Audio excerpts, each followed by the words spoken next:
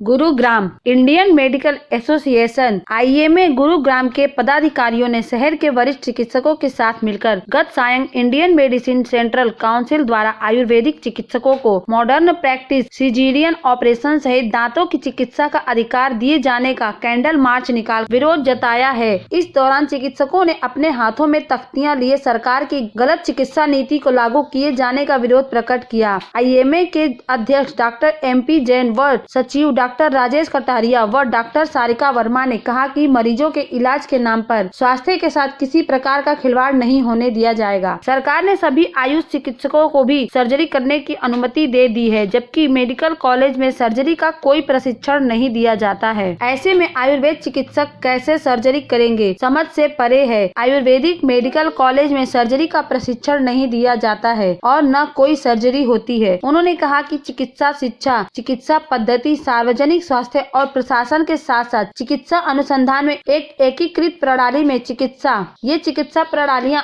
अपूरणीय हैं और आज अपनी पहचान और विशिष्टता के साथ विद्यमान हैं। उन्होंने प्रधानमंत्री नरेंद्र मोदी के नाम प्रशासनिक अधिकारी को सौंपे ज्ञापन में मांग की है कि सरकार अपनी नीतियों को वापस ले ताकि चिकित्सक मानव सेवा को सुचारू रूप से कर सके। अगर शहर के 200 डॉक्टर्स जो कि सबसे सीनियर डॉक्टर्स में से हैं, अगर उनको मिलने के लिए प्रशासन के पास समय नहीं है तो शायद हम इससे ऊपर जाके अपना ज्ञापन देना चाहेंगे। हम चाहेंगे कि हम अपना ज्ञापन मुख्यमंत्री साहब को जाके दें रादर देन, क्योंकि अगर प्रशासन हमें वक्त नहीं दे सकता सबसे सीनियर डॉक्टर्स को शहर के, तो शायद प्रशासन के सोच और उनके कार्य क्षमता की इससे पता चलती है कि उनकी कार्य क्षमता कैसी है और क्या उनकी सोच है डॉक्टरों के प्रति। जी, एक सर्जन बनने में 15 साल लग जाते हैं जी। 3 साल में 5 साल में कोई सर्जरी और सर्जरी सीखने के लिए पहले शुरू के 2 साल होते हैं, जिसमें पूरी एक डेड बॉडी को एक उसका सेल, एक नर्व, एक वेसल देखना पड़ता है। वो जब तक नहीं होगा, पहले वो आयुर्वेदिक में इतना इंफ्रास्ट्रक्चर बनाए। इंफ्रास्ट्रक्चर गवर्नमेंट के पास है नहीं, प्राइमरी केयर है नहीं, सीधे तुम सर्जरी कराओगे। सर्जरी एक तीसरे लेवल की चीज़ है। पहले जो बेसिक चीज़ है लोगों को, तुम आयुर्वेद वालों को कोविड वार्ड में कोई आयुर्वेद वाला सर्व करने नहीं गया, वहाँ पे इनको MBBS चाहिए। सर्जरी करानी है तो MBBS चाहिए, आयुर्वेद वाला करेगा तो ऐसे हाफ हार्टेड अप्रोच है। घर पे पहुँचे हैं ज्ञापन सौंपने के, क्या कुछ रहा, क्या कुछ फीडबैक?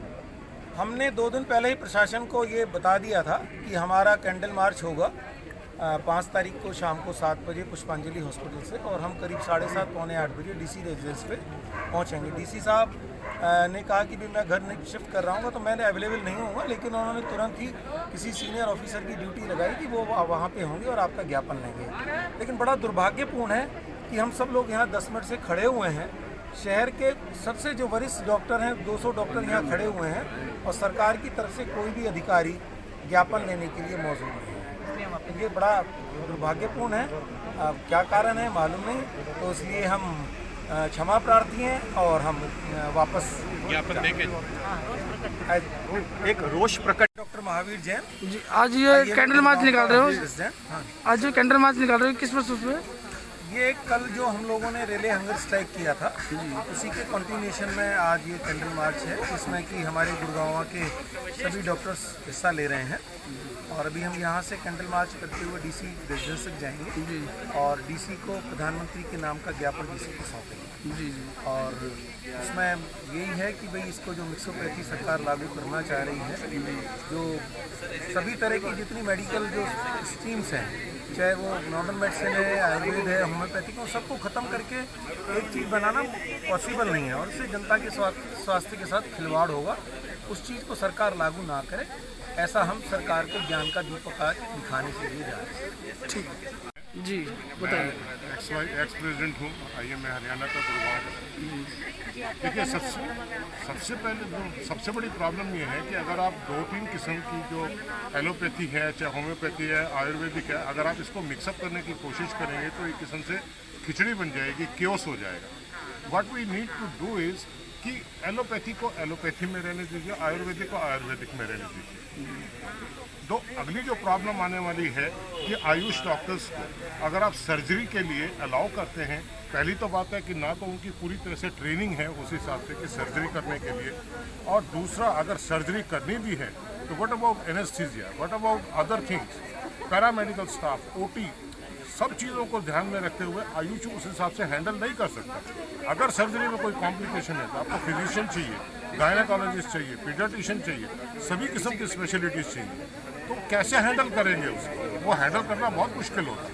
तो इसलिए एलोपैथिक को एलोपैथिक रहने दीजिए, आयुर्वेदिक को आयुर्वेदिक अपना काम करने दीजिए, बल्कि आयुर्वेदिक सिस्टम को और ऊपर लेके जाइए ताकि वो एलोपैथिक के साथ कम्पीट करे, पर ये नहीं कि दोनों को मिक्सिंग करें।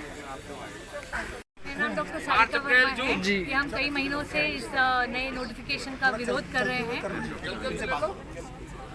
बहुत 2 महीनों से हम लोग इंडियन मेडिकल एसोसिएशन के 3.5 लाख डॉक्टर पूरे इंडिया में इस नोटिफिकेशन का विरोध कर रहे हैं, क्योंकि हमें लगता है कि सरकार लोगों की जान से खिलवाड़ करने की कोशिश कर रही है। हम रिक्वेस्ट करेंगे गवर्नमेंट से कि इस पॉलिसी को वापस लिया जाए और एक साइंटिफिक तरीके से मेडिकल पॉलिसी बनाई जाए। जिस तरह फार्मर्स 3.5 महीने से दिल्ली के बॉर्डर में इतने ठंड में रहे हैं और इन्होंने फार्म लॉज बना दिए हैं बिना फार्मर्स की डिस्कशन के, उसी तरह उन्होंने मेडिकल पॉलिसी बना दी है बिना डॉक्टर्स की डिस्कशन के। इससे सिर्फ नुकसान होगा, लोगों की जान के साथ खिलवाड़ होगा।